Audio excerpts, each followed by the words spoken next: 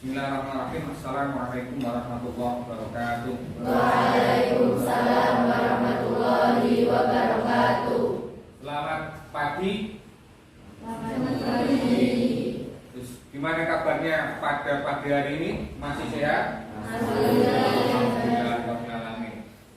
Oke, untuk pertemuan kali ini kita akan melanjutkan materi pelajaran minggu lalu. Namun sebelum kita memulai pelajaran pada pagi hari ini, alangkah lebih baiknya kita berdoa mohon kepada Allah.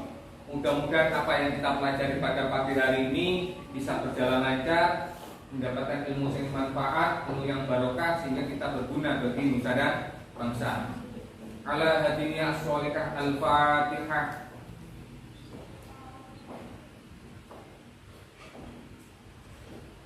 Amin ya rabbal alamin. Oke, sebelum kita masuk materi, kita absensi dulu. Siapa hari ini yang tidak masuk alasannya apa? Kita absen. Kelas 8-12 yang nggak masuk? Yang nggak masuk? Andini. Bentar. Andini Putri. Zebra. Kemana?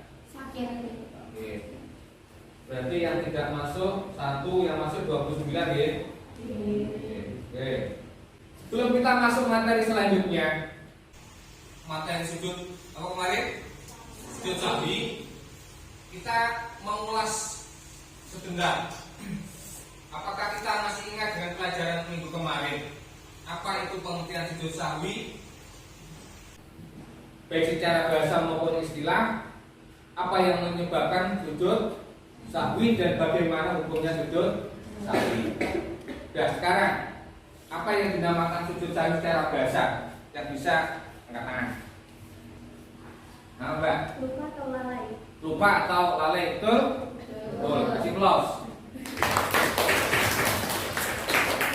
Yang kedua, secara istilah sujud sahwi. Sujud yang dilakukan 2 kali, yang dilakukan karena seseorang meninggalkan sunatan atau kekurangan atau kewajiban yang bermanfaat. Ada yang nggak pas atau pas? Pas. Tapi sujud sahwi itu secara istilah sujud yang dilakukan 2 kali karena meninggalkan salah satu susunan. Nah, lanjut. Oke. Selanjutnya, bagaimana hukumnya sujud sahwi? Anak. Mas Didan. Hukum sujud sahwi adalah sunnah, namun apabila imam melakukan sujud sahwi maka menjadi wajib hukumnya. Ya, betul. Jadi hukum sujud sahwi itu ada 2, ada yang berhukum sunnah, ada yang berhukum wajib. Terus selanjutnya, bab sujud sahwi, mbaknya awalin. Meninggalkan sunnah apa? Yaitu amalan sunnah yang apabila tertinggal maka disunahkan sujud sahwi. Berlaku dalam hal meninggalkan sunnah apa? Meninggalkan hukum kauli tapi jumlah rakaat. Oke. Itu adalah pengertian sujud sahwi, hukum sujud sahwi dan sebab-sebab sujud sahwi. Sekarang kita akan melanjutkan materi hari ini. Materi hari ini nanti kita akan membahas bacaan sujud sahwi dan bagaimana tata caranya sujud sahwi. Nanti akan saya tampilkan materi di depan. Sampai mengamati, mencatat materi-materi yang belum bisa sampai pahami. Nanti kita bahas per kelompok. Oke. Nanti setelah kita paham materi, baru kita mempraktekkan bagaimana tata caranya sujud sahwi. Oke. Oke. Coba dilihat di materi.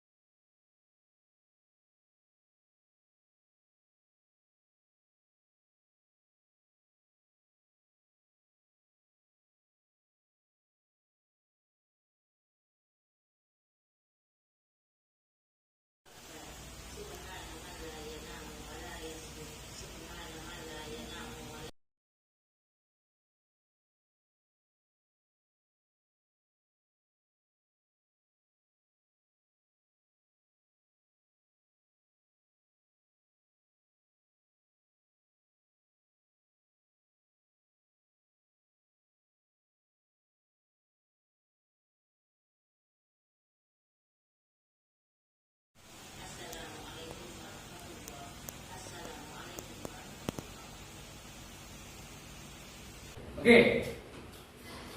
Jadi setelah kita mempelajari bacaan sujud sahwi dari materi yang ada ditampilkan dalam YouTube, baik bacaannya maupun tata caranya, paling tidak sampai sudah punya kesimpulan apa bacaan sujud sahwi dan bagaimana tata caranya sujud sahwi. Oke. Nah, setelah ini tugas kita kelompok sampean adalah coba sampai rangkum materi apa yang sampai dapat dari tampilan di YouTube. Karena materi kita yang kita bahas adalah bacaan sujud sahwi dan tata caranya sujud sahwi. Nah, setelah sampai bisa menyimpulkan bacaan sujud sahwi dan tata cara sujud sahwi, baik yang dilakukan di akhir sholat maupun di luar sholat, nanti sampai presentasikan, sampai tampilkan di depan kelompok per kelompok. Nanti biar kelompok lain itu mengkoreksi mana yang tidak pas, mana yang tidak tepat. Dan setelah tidak pas atau yang tidak tepatnya, nanti kita kasih nilai. Yang lain masih apresiasi atas kerjaan sampean. Oke. Paham tugasnya? Oke. Sekarang ditulis di kelompoknya satu buku satu, dicari bacaan sujud sahwi dan bagaimana cara melakukan sujud sahwi. Nanti setelah sampai paham bacaan sujud sahwi, tata caranya sujud sahwi, nanti kita praktekkan di depan bagaimana caranya sujud sahwi. Per kelompok bisa mengambil satu orang untuk diminta untuk mempraktekkan ke depan. Tentu? Nah, alhamdulillah sudah dikerjakan.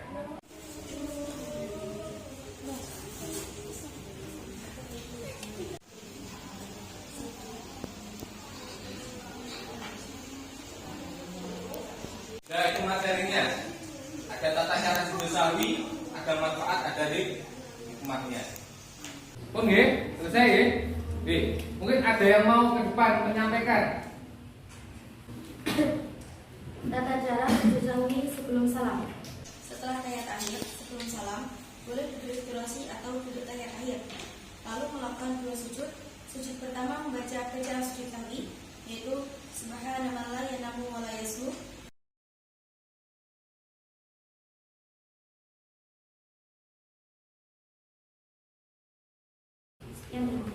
Ada yang nggak pas, tak cocok dengan kelompok yang lain?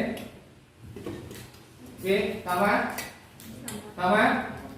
Berarti betul tata caranya sujud sahwi yang disampaikan kelompoknya Mbak Imamah? Betul? Pertama adalah takbiratul ihram, sujud dengan pembacaan yang sujud sahwi yaitu Subhanallah.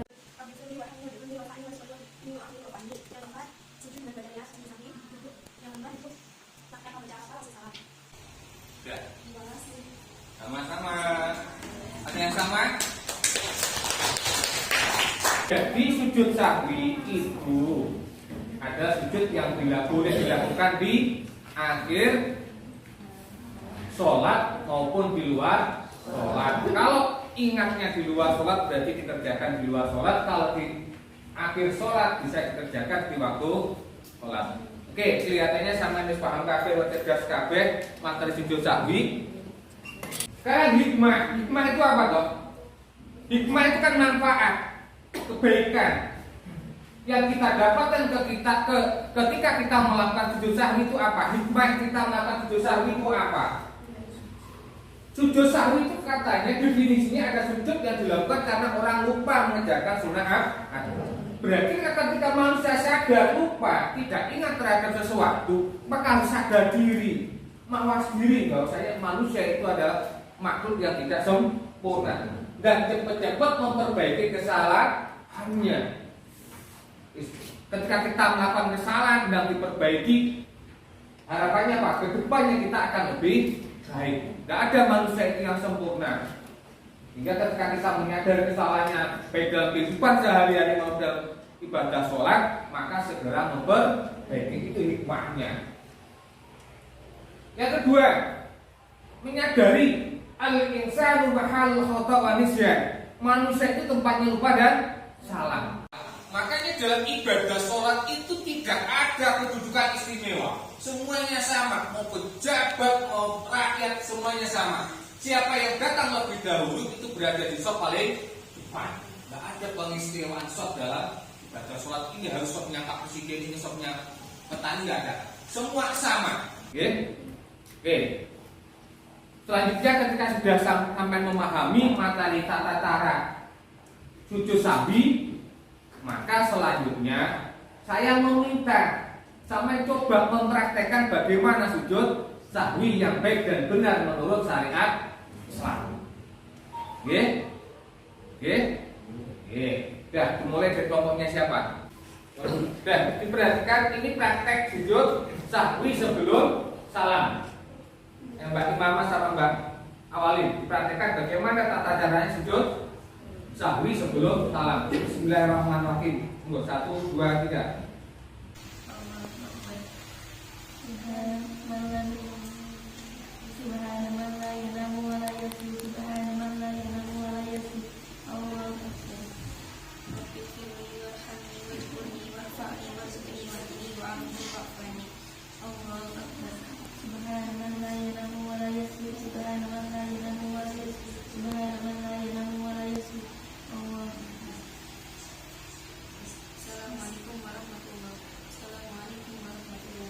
Oke, kasih plus.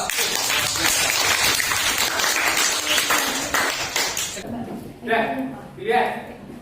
Selanjutnya ini adalah praktek ketika sujud sahwi dilakukan setelah sholat selesai. Baru ingat, kalau tadi kelompok yang pertama itu mempraktekkan bagaimana sujud sahwi itu dilakukan di akhir sholat. Ini ingatnya Mbak, setelah salam.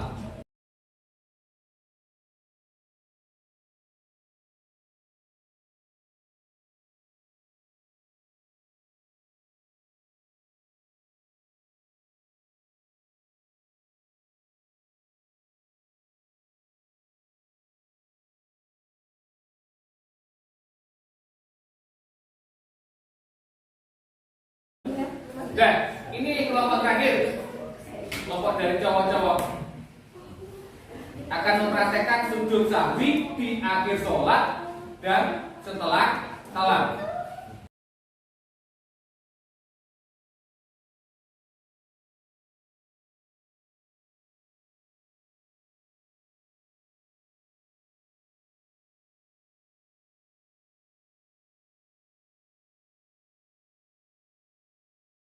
Terima kasih.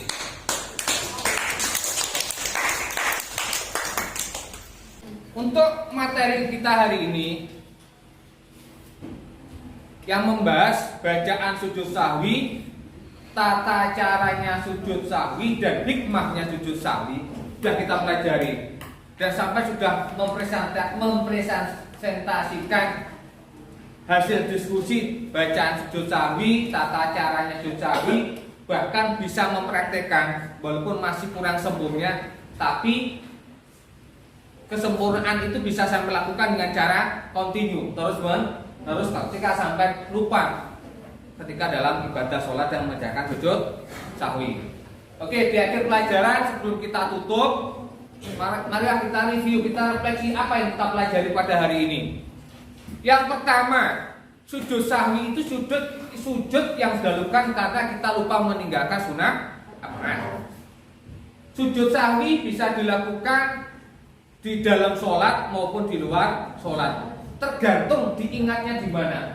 Misalnya teringat di akhir sholat berarti dikerjakan di akhir sholat. Ketika teringat setelah salam maka bisa dikerjakan di luar sholat. Tata caranya sujud sahwi sama dengan sujud biasa, duduk istidrok di akhir tasawuf akhir, baru teringat kita belum melakukan sujud sahwi, baru kita mengerjakan sujud sahwi sebanyak 2 kali. Takbir, sujud, lalu baca subhanallahi wala yang sujud ketiga. Setelah selesai duduk lagi, bisa membaca bacaan duduk di antara 2 sujud, baru sujud lagi. Setelah selesai baru tidak membaca tasawuf akhir, langsung mengucapkan salam. Itu yang di akhir sholat. Tetapi ketika sujud sahwi itu dilakukan di luar sholat karena ingatnya di luar sholat, maka setelah sholat langsung takbir sujud sahwi sebagaimana sujud yang dilakukan di dalam sholat. Itulah materi baca sujud sahwi dan tata cara sujud sahwi yang kita pelajari pada hari ini. Ada kesulitan? Ada yang belum dipahami? Paham ya? Oke. Maka materi yang sudah kita pelajari, baik yang ada di materi di buku, di channel, di YouTube, atau di lembar kerja peserta didik LKPD itu kita selesaikan. Nanti minggu depan kita bahas lagi sambil persiapan untuk asesmen atau ujian. Oke, marilah pelajaran pada siang hari ini kita tutup dengan bacaan alhamdulillah, dengan harapan apa yang kita pelajari, apa yang kita diskusikan kita pada hari ini, apa yang kita praktekkan pada hari ini, yang kita simpulkan pada hari ini benar-benar menjadi ilmu yang manfaat, ilmu yang barokah, sehingga bisa membawa kita dalam kehidupan sehari-hari, menjadikan ibadah kita semakin baik. Mari kita tutup pembelajaran pada hari ini dengan bacaan alhamdulillah. Alhamdulillahirabbil alamin. Dari saya ada kurang lebihnya, mohon maaf. Ihdinas siratal mustaqim wallahu muwaffiq ila aqwamit thoriq. Wassalamualaikum warahmatullahi wabarakatuh.